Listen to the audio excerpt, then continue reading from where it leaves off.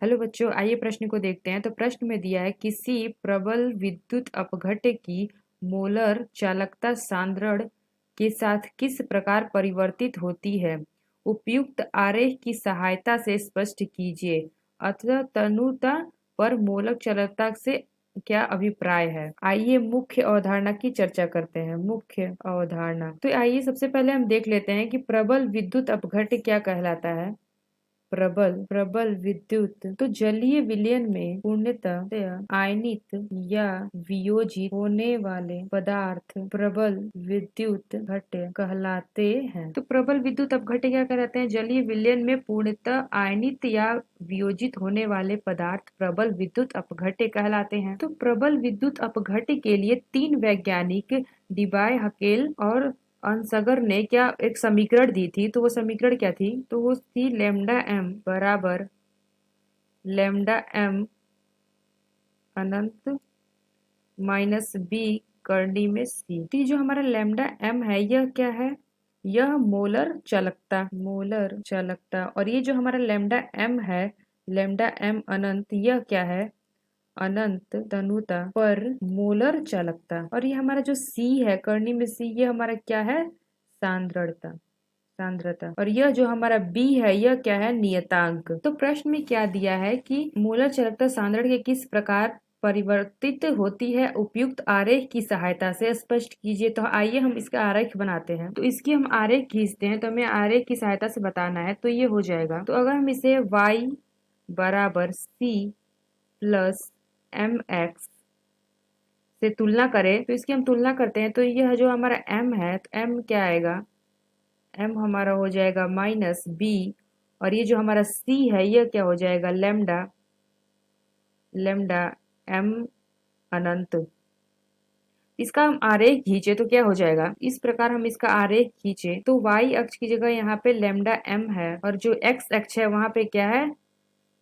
√c, यानी कि करनी में c। तो यहाँ पे हमारा जो m है वह माइनस बी है, यानी कि निगेटिव में है। तो अगर हम इसका ग्राफ खींचे तो इसका जो झुकाव है वो ऋणायन में है, तो ये इस प्रकार हो जाएगा। तो इसका झुकाव माइनस बी, ऋणायन में है तो ये हो जाएगा माइनस बी। तो आरेख की सहायता से हम प्रबल विद्युत अपघट्य की मोलर चालकता और सांद्रता में परिवर्तन ज्ञात करते हैं। तो यहाँ पे क्या देख रहे हैं कि जो हमारी सांद्रता यहाँ बढ़ रही है, तो हमारी जो मोलक चालकता है वो घट रही है यहाँ पे। तो हम लिख सकते हैं सांद्रता बढ़ने पर मोलर चालकता घटती है। तो यहाँ पे हमने देखा कि जब हमारी सांद्रता बढ़ने पर क्या होती है, जो मोलर चालकता है वह घटती है। और हमें प्रश्न में क्या पूछा गया था? प्रश्न में पूछा गया था अनंत तनुता पर मोलर चालकता से क्या अभिप्राय है। तो ये हम देखते हैं, आरेख है इसको हम मिला देते हैं। तो यहाँ पे जो बिंदु है इसको हम डी मान लेते हैं, तो हमारा क्या हो जाएगा? तो हम लिख लेते हैं बिंदु डी पर एक्स अक्ष का मान 0, यानी कि जो हमारा बिंदु डी पर हमारा c बराबर 0 होगा। c बराबर क्या है? यानी कि सांद्रता। तो हमारा जो c है करनी में c, ये हमारा 0 है, सांद्रता हमारी 0 हो गई। तो अगर हम अपने इस सूत्र में इसको रख देते हैं तो ये हमारा हो जाता है लेमडा m बराबर लेमडा m इंफिनिटी, यानी कि अनंत माइनस b। और ये जो हमारा c है इसकी जगह हम 0 रख देते हैं तो क्या हो जाएगा? तो ये हमें प्राप्त हो जाएगा लेमडा m बराबर lambda m infinitive minus C B. अगर यहाँ पे 0 रख देते हैं तो क्या हो जाएगा? हमारा जो लेमडा m बराबर लेमडा m अनंत आ जाएगा। तो हमने देखा कि जो सांद्रता हमने 0 रख दिया, यानी कि डी पर, बिंदु डी पर, तो हमारे जो मोलर चालकता है वो क्या आ जा रही है? अनंत आ जा रही है। यानी कि जो ये हमारी दूरी है, ये जो डी से ये जो हमारी दूरी है, इसको हम क्या कह सकते हैं? इसको हम कह सकते हैं लेमडा एम इंफिनिटी, यानी कि अनंत। इस प्रकार हम अनंतता पे मोलर चालकता को बता सकते हैं। तो जहां पर सांद्रता 0 होगी वहां पर लेमडा एम अनंत तनुता पर